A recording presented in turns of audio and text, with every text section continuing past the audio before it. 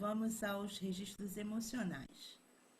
Eu preciso que você, a partir de agora, deixe de lado todas as suas preconcepções de espiritualidade, de religiosidade, a sua visão de Deus. Tudo aquilo que você aprendeu ao longo da sua vida. Porque durante todo o nosso treinamento, durante nossos estudos, nada está ligado à religião. Mesmo assim, nós vamos precisar falar de consciência, de alma, de espírito. Eu sempre vou me referir a esse termo como consciência. Se você preferir, você pode chamar de espírito, de alma, seja como for. E quando eu falo de consciência, eu não estou me referindo ao seu registro do que é certo ou errado. Eu estou me referindo apenas à consciência. Quando você é concebido, quando o espermatozoide fecunda o óvulo, ali nasce a consciência. Esse bebezinho não é apenas um corpo. Existe o corpo e a consciência. O fato de existir a consciência explica todos os registros que nós fazemos quando nós somos crianças, na verdade ainda quando feto. É a nossa interpretação de tudo que acontece dentro desse útero, ainda quando bebê. Na verdade, é a interpretação de tudo que acontece dentro e fora desse útero, mesmo que o cérebro ainda não esteja formado. Exatamente assim que funciona. Então, o bebê, ele começa a ouvir alguns sons a partir do 4º mês de gestação, em média. E esse bebezinho, ele identifica os timbres de voz de todas as pessoas que se relacionam e falam com essa mamãe no mundo exterior. E ali ele já começa a identificar todos os timbres. Todas as pessoas que se aproximam dessa mamãe, o bebê identifica. E é por isso que após o nascimento, quando chega alguém que essa mamãe não tem um bom relacionamento ou alguém que a mamãe não goste, o bebê chora.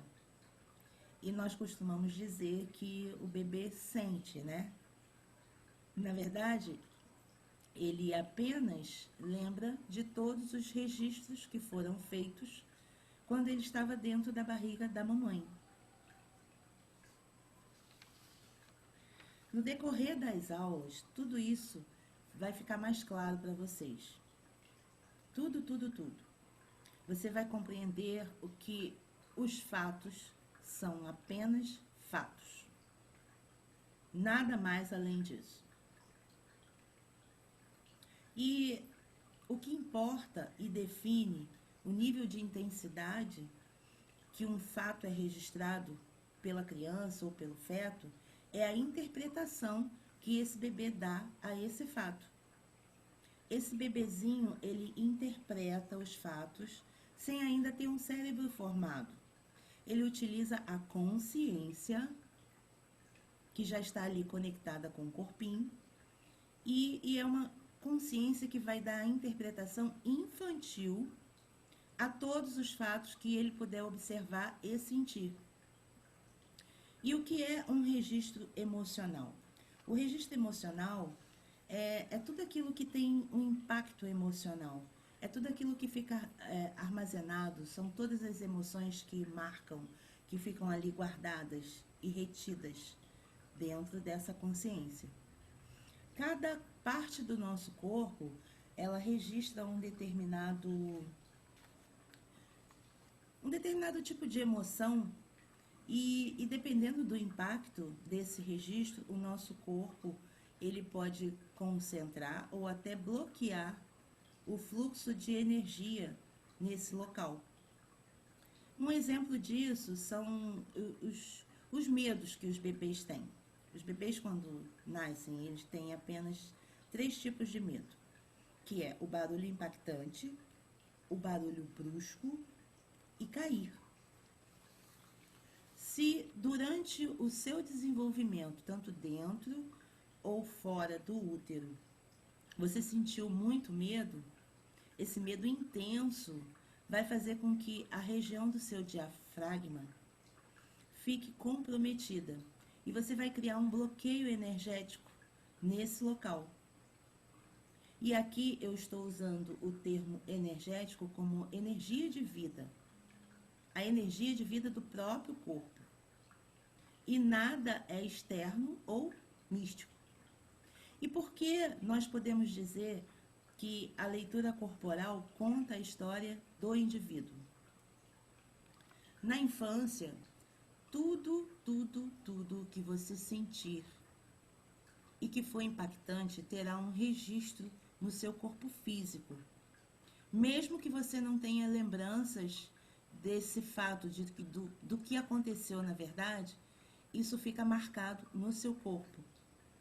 Esses registros emocionais moldam o nosso corpo de acordo com o nosso desenvolvimento, bem como pode, assim, também modificar o corpo no decorrer da vida, na sua jornada de vida. E, trocando em miúdos, todo registro emocional que foi impactante, que marcou a sua infância, você, quando feto ou quando criança, você registrou esse impacto.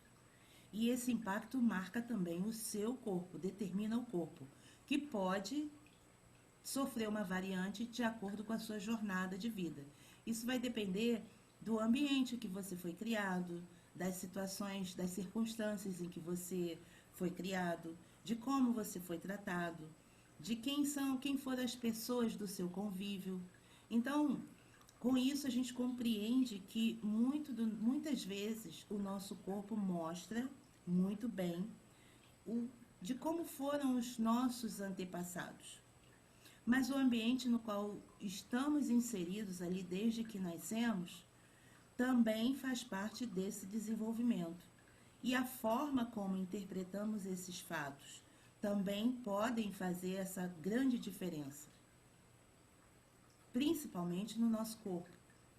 Além disso, quando você começar a prestar atenção, você vai perceber que em uma família, por exemplo, onde todos os membros têm uma tendência, é um padrão da família, a ter um formato de corpo, ou às vezes as pessoas criam um determinado padrão, todos são magros ou todos são gordos. O que acontece com esse padrão? Tá?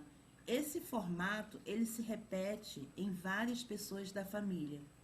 E nesse sistema familiar, existe também um padrão de comportamento. O mesmo tipo de crenças, o mesmo tipo de valor ou valores, o mesmo tipo de criação que se repete de geração para geração. Inclusive, os traumas registrados acabam sendo os mesmos justamente por repetir o padrão de comportamento. Cabe destacar uma coisa muito importante, que quando os filhos não concordam com a criação recebida pelos pais, eles vão fazer exatamente o oposto. E é nessa tentativa de fazer o oposto que acabam fazendo exatamente igual. Na verdade, tudo na natureza busca um equilíbrio. Os extremos nunca são saudáveis. Então você anota bem aí essa frase, porque a gente vai repetir isso ao longo do nosso treinamento, ao longo dos nossos estudos. Os extremos nunca são saudáveis. Ok? A gente se vê na próxima aula. Beijocas estaladas. E até lá.